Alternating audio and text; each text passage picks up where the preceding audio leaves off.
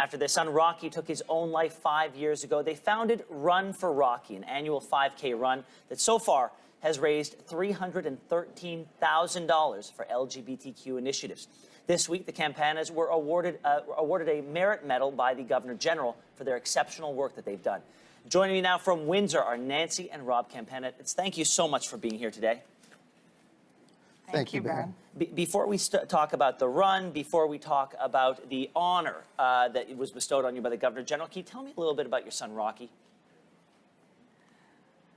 Rocky was 23 when he attempted to take his life, and he, at that point, had already reached a lot of his goals in life. He was a graduate of the Ivy Business School, and he had just gotten a job at Procter & Gamble. But I think the number one thing about Rocky is all through his high school, even grade school and university career, he was a giver. And he was a vocal advocate for the LGBTQ community, and he had voiced to us a lot of the change in education that needed to be done on behalf of parents and students, and that educators needed to be educated as well on the issues. And that, you know, like I can see where he got his giving spirit from his parents, who have been recognized by the Governor General. What was it like to get that call? It was very emotional. I got the call at work, and when I heard that we were getting the award, my emotions got to me. I started crying. Just proud of our community working together to help us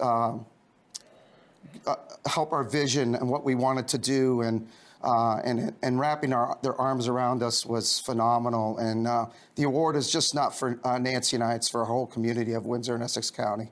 What was your original goal for the Run for Rocky? Because, you know, when I said that number of 313,000, that's a big number. What was your original ambition for this? Well, actually, the goal was 363,000, so I don't know if the last year was added on to that, but our vision was that we wanted to ensure that GSAs were funded. The Ontario government had just mandated GSAs in Ontario schools if a student requested them. Rocky had called me the day that happened, and he was extremely excited.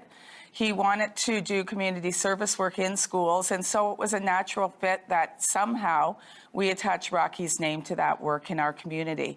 And we created a funding model where GSAs would be funded here locally, so schools can apply for grants, GSA students can apply for scholarships, GSA students can apply to go to Outshine, which is an initiative of EGAL Canada, a Canada-wide conference for GSA teachers and students across Canada that takes place every 2 years.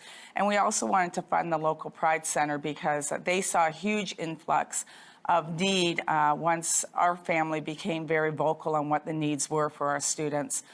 So the funding model was that if GSAs weren't funded, they were really illegitimate. It would be like a basketball or football team within a school not having any funding at all. We should remind our viewers that GSAs are gay-straight alliances. I've got to ask, I heard that he was also a very big supporter of organ donation.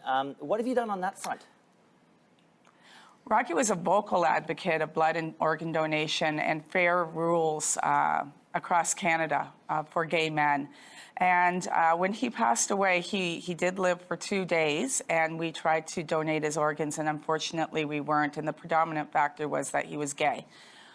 So we immediately started a petition which was tabled in the House of Commons back 3 years ago, and we were hoping with Justin Trudeau when there would be some quicker change on that front. Right now, there's no consistent rules for organ donation change in Canada when it comes to the organs of gay men, and that's something that we're going to try to push more moving forward so that there is some movement and consistent rules across Canada. Lastly, I don't think anybody can appreciate the loss parents feel when they lose a child, and you've done this in memory of him, and I wonder, with the success of the Run for Rocky, when you think of your son these days, how do you remember him?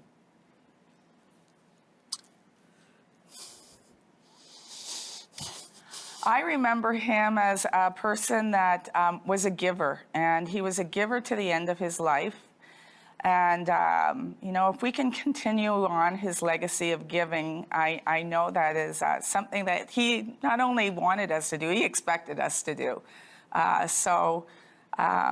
You know, Rocky will be remembered as a giver, and he'll be remembered as a person who treated everyone equally. When he walked into a room, he made friends with everyone, whether it was an 80-year-old woman or a 14-year-old little girl. I have many, many parents that tell me he'd sit on the floor and just play with their kids, co-workers of his. And there was a woman he met every day when he was in London and sat on a bench in the park in downtown London, and their dogs played together. So it was always important in Rocky's life to give, and that's the legacy that we want to continue in his name. Well, you're certainly continuing. We really thank you for all your hard work. We thank you for sharing his story with us today, and we wish you the happiest of holidays. Thank you for being with us today. Thanks for having us, Ben.